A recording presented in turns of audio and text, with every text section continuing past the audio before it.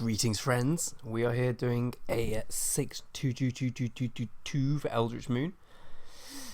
We're having the stinker back. Not good.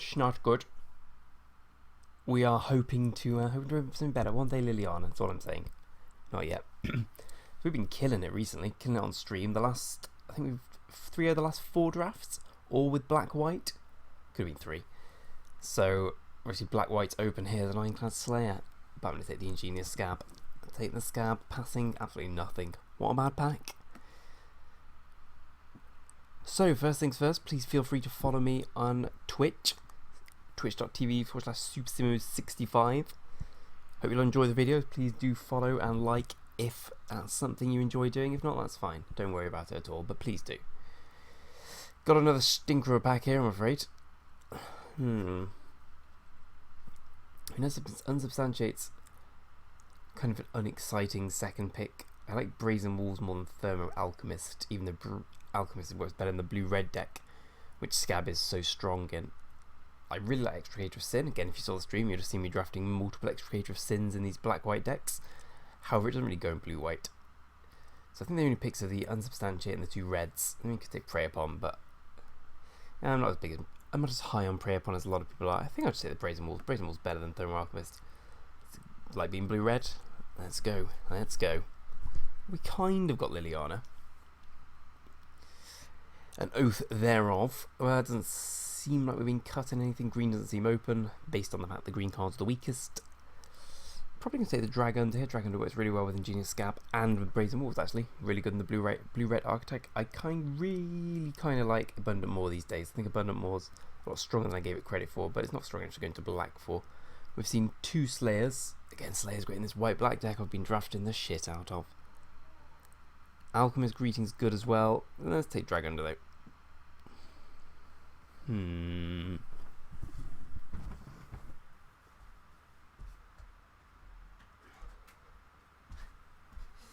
Apologies, housekeeping. I think we're going to take Geist-Fueled Scarecrow here. The Geist-Fueled Scarecrow is quite a good card, especially in a deck which is I find it very good in blue-red, where you're playing more spells than creatures, like a 4-mana 4/4 with very little downside, because you're not really casting too many creatures, mainly spells and fun stuff like that. It's really quite good.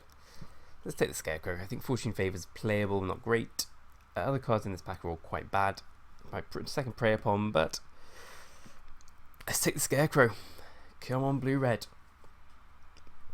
It's kind of an underwhelming start to a draft. First 4 picks are Scab, a Dragon, a Brazen Wolf, Scarecrow, but they are all very good cards. Okay, very good is an exaggeration. They're all playable cards. They're all lovely, especially when you get a Thermo Alchemist 5th pick. Again, maybe my assumption that green is not open was in fact a bad assumption, as there are some good green cards here. A good green card here. We've seen 2 Prey Upons, but alas, blue-red seems to be where we found ourselves, and I'm happy being there. Like I said, no real creatures in this deck, despite having an 80% creature count. Geist-Fueled Scarecrow, you've already betrayed me, you bastard! One of the worst Scarecrows in the set.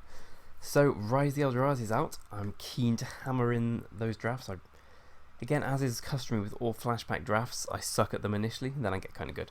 But yeah, I just siphon off tickets initially, but it's fun. I've done Rise a few times in the past. I'm looking forward to it. There'll be some Rise drafts coming on this channel for show.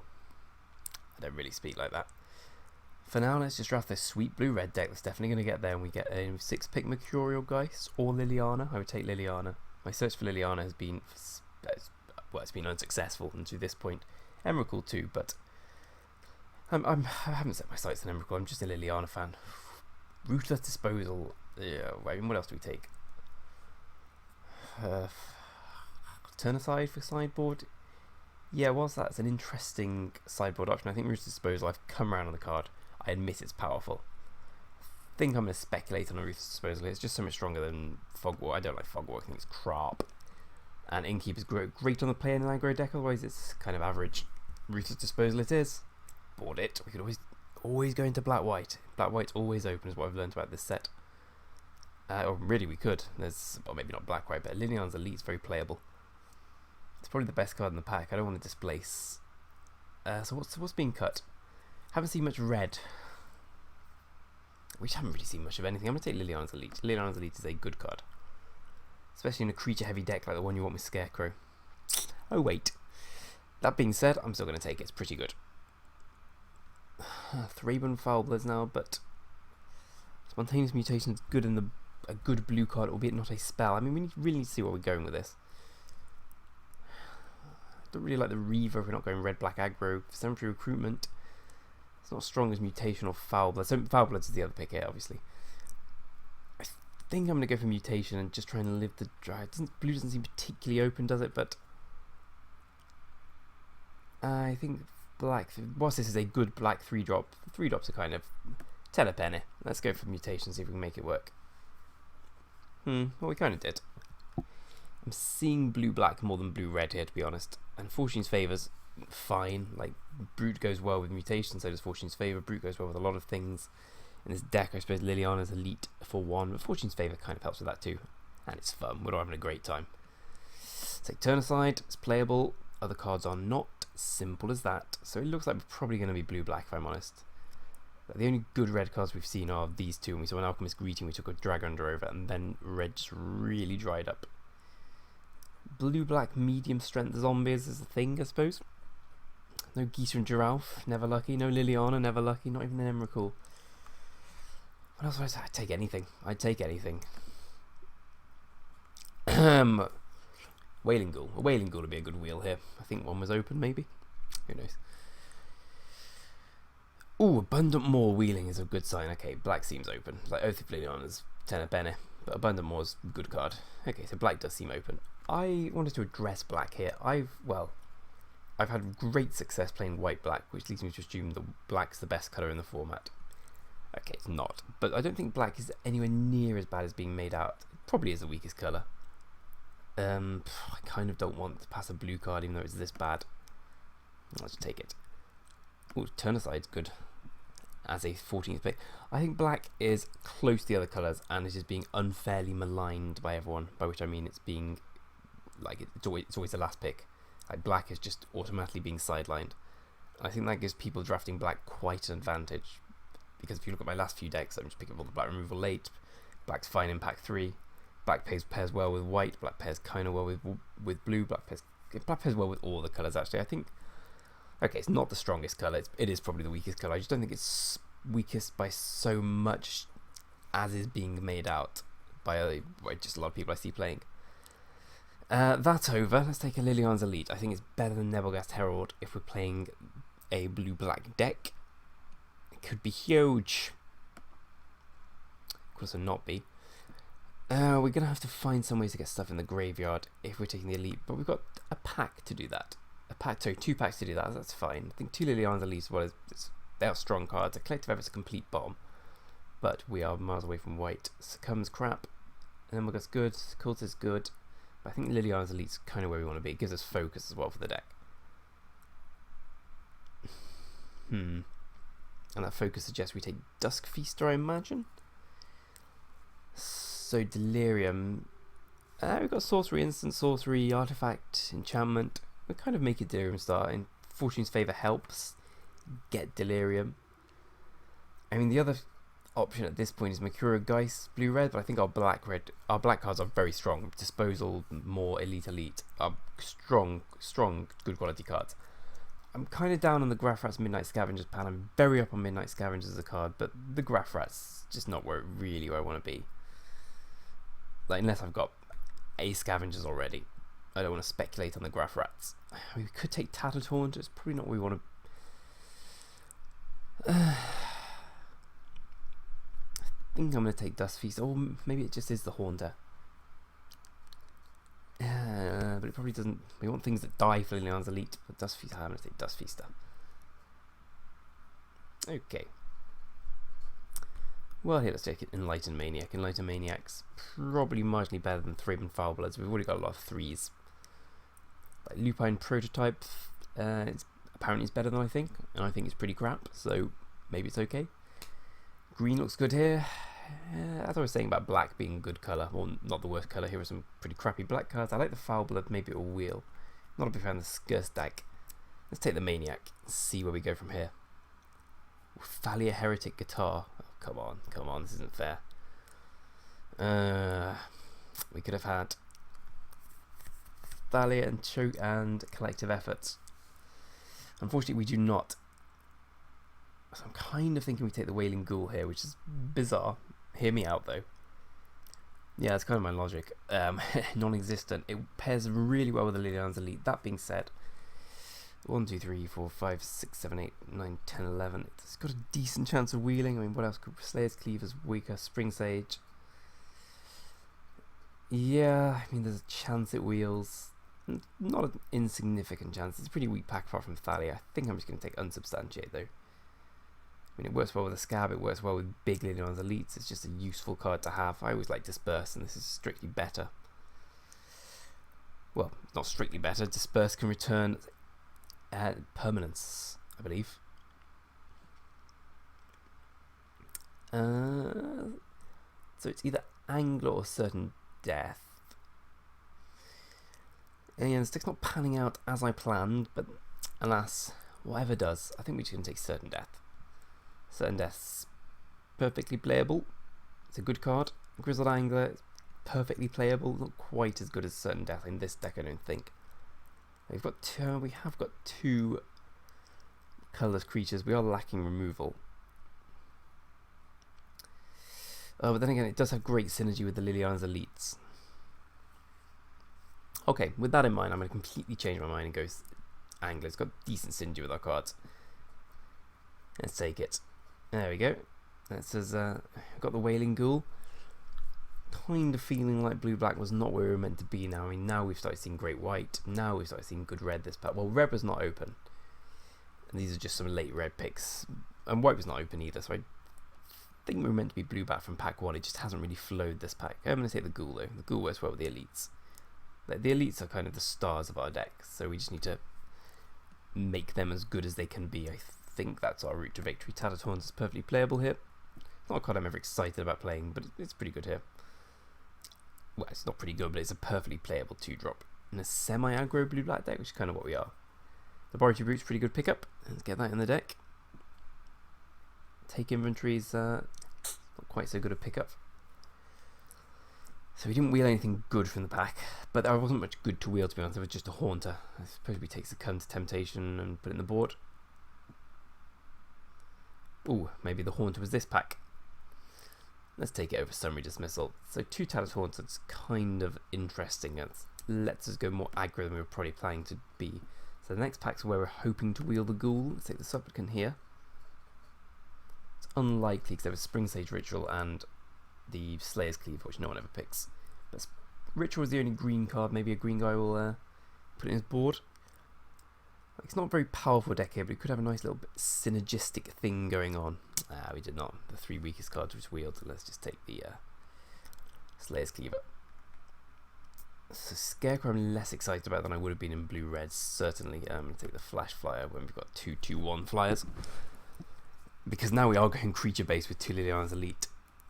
I think we're going to need some decent removal this pack to make this deck have a chance of going through at the moment.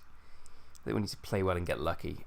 I think we'll need to play well and get lucky anyway. It's not a grade A deck by any stretch of the imagination, but who knows? The Liliana count continues. I'm not bitter, that's why I keep talking about it. I'm fine with it. Fine with never opening Liliana. I'm pretty fine. Okay. Well, you know, sometimes good players are rewarded. Let's just take Sorin. We're going to splash Sorin. This deck is not a particularly strong deck as stands, and something like Sorin does have the extra ability to take it over the edge. Let's take Sorin and wield the land, hopefully. So it's never Liliana, always Sorin. First world problems, ooh, Welcome to the Fold's a really good card. Sadly, we are lacking man. Oh, this is a really good pack for us. Concoction, Pour, Fold, Compulsion. We're probably going to wheel something. I can see us wheeling Pour, maybe? No, we won't wheel Pour. We could wheel Observer or Ghoul, both of which are playable in this deck too. I think I want the Welcome to the Fold, but I could just take Pour over the pages. How are we for card draw? We've got Fortune's Favour, Sorin. Dragon Under kind of cycle. Well, it does cycle. Welcome to the Fold is a really strong card. Like Mind Control is a great card. It's not as good as Mind Control here, obviously, but that's because Mind Control is a broken card, and it's probably good you don't have a card as good as Mind Control in the formats anymore. Concoction's great as well, but I think Welcome to the Fold is just stronger. I think we're going to have to take it. And there's a lot of things we could wheel here. Let's hope to get one of them. Ooh, Fevered Visions. God, that card is sexy. Especially for one. Tamio's Journal too. Oh, again with a good chance of wheeling something good here. I mean, we can just take out Fortune's Favour and play the Journal. I mean, the Journal's good. Journal's a very strong card. It's slow, but the format is slower now, and it's just better than it was in Triple Shadows. The Explorers is fine, but we've already glutted at 4 with decent 4s. Nagging Thought's not really where we want to be. Twins, we haven't got a discard out apart from Ruthless Disposal, but good luck getting that online. I think I'm going to take the Journal. Greedy pick, but the deck's got a lot better now. Piece of the Puzzle's kind of crap. Rotten Hot Ghoul synergizes well with the Abundant Maw. Yeah, I suppose we take one of those two. Take the Rotten Hot Ghoul and probably not play it. Yeah, let's go for that. Wheel the land. Ooh, Weirding Wood's the wrong colour. Might be getting temporarily excited about it. I think Stitch Mangler's great. Let's just take the Mangler. It's better than Grace's Scrutiny here. About to say synergize with Decent Giralf. We didn't open the Mythic. Never Mythic. Never lucky. But from this bro, I think we have to play Sorin in this deck. It just hasn't got the strength without it. We cut out Fortune's Favour, I think, as well. The Ghoul is probably next to cut as well. Well, let's just leave it here for now. Disposal and Feaster. I'm not seeing Feaster being a particularly integral aspect of the deck either, but it's a big flyer. Big flyers are kind of good usually. Let's take Deadweight. Deadweight's better than Sleep Paralysis. I think so anyway. We need some cheap ways to kill things. We're kind of lacking that at the moment. Pretty good.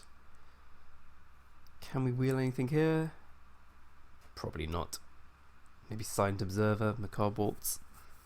Both of which would probably make the deck at this stage. So we're hoping to wheel Pour Over the Pages or Sinister Concoction. Probably not going to. Failing that, we're hoping to get Silent Observer back. We've got 2 more packs which we haven't seen yet. So what's this deck trying to do? Well, it was trying to beat down and be kind of tempo-y. Now we've picked up Sorin and Tamio's Journal. We've got the late game covered.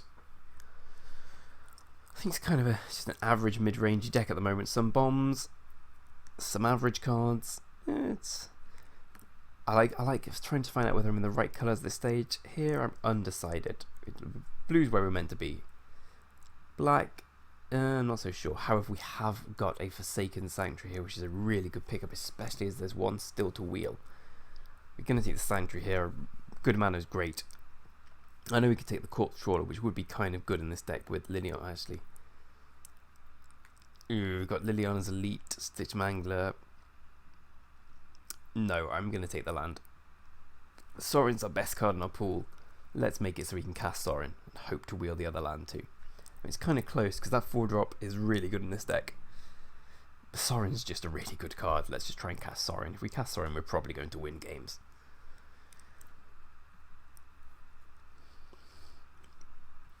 Nothing strikes me as an obvious cut at the moment. The Brute works well with what we've got. The Maniac's a good card. It's not quite as good as the card we just passed, the Draw New Corpse Trawler for this deck, but it does a similar job. We could be cutting Dust Feaster because of its mana costs, but it's still a strong card. And Delirium does look quite possible here, even probable. When Indulgent Aristocrat's a card that's big, I'm a big fan of. I suppose it does work well with Liliana's Elite. It's like an instant speed trick. I mean, Epitaph Golem does work well with Tamio's Journal as well in those grindy long games. I think I might just take the Indulgent Aristocrat though. It's a nice onboard trick to have with the Scab. Sorry, with the Liliana's Elites. I don't think I want Epitaph Golem. Epitaph Golem's... No, change your mind. Epitaph Golem for... No, we're going to take the Aristocrat. Yes, wield the second white-black land. That is good for us here. Better than Press and Invasive Surgery, for sure. And we managed to wield the Observer. The Observer's nice. So more defensive than I originally thought here. We could end up cutting the Tattered Haunters. We shall see. Yeah, Observer's a good card here. So the 2 black-white lands have made this deck a lot better than I thought it was going to be going into after we'd taken Sorin. We didn't wheel any of the removal. Well, we didn't wheel Pour or Sinister Concoction. We haven't really got any Madness outlets, so Twins probably isn't going to see any play here. Let's take it anyway. Let's put the playable cards in the deck and work out what to cut. That's not particularly playable. Sure. Do we have any enchantments we want to keep? I mean, it'd be kind of annoying if they got rid of Tamiyo's Journal, so I suppose we can hate this. We're not doing the Liege yet. I'm not going to play the 2-1. We've got playables. Most of Resolve playable as well. And let's hope someone plays the Volatility. Right, so what do I think of this deck? What were the interesting picks? Interesting picks for me. There weren't too many. I mean, the deck kind of built itself. We started in decent blue. Blue was kind of flowing. Pack 1. Red was, then it dried up, and there were some good black cards. We didn't really see much good black. I imagine someone else. Well, I mean, we wheeled an abundant more. We were meant to be in black, but then it stopped flowing a little, and we kind of had to pass it in favour of, well, the good black cards we saw in the last pack, we passed in favour of Sorin and Fixing, I suppose. Sorin and Tamiyo's Journal as well. Both of which are better cards, I think. I think we probably might be in the right colours. White was open pack 2, but hey-ho, I couldn't mitigate for that. Let's get rid of Twins. It's just a 5-mana 3/5 here. Right. So, one of our major win cons is the elites. I like having instant speed tricks to get them. The Indulgent Aristocrat, I'm going to play it for that reason. Don't know if we have one more Vampire. I just kind of like the card. I think the card's better than it seems. What else do we have? We have the Angler's got the Moor and the Scarecrow to go along with it. I think we do play Scarecrow here. We haven't got too many more. Well, we've got 2 more expensive cards. We could cut the Feast. I'm not sure yet though. Also, Scarecrow Angler is a nice way of triggering Leona's Elite at instant speed. Okay, so I'm kind of okay with these creatures. I might cut Observer. Observer does seem to me the weakest of them all. Like, the 3-mana cards are all great. We could get a Tattertaunter, but I mean, we've got the end game plan here. We are being semi-aggro. We can cut Fortune's Favour for sure. Tamiyo's Journal just does what it does and much better. So we are being kind of aggressive. So I like Tattertaunter, like 2 Tattertaunters, 2 Liliana's Elite, Mangler, Scab. They're all aggressive cards.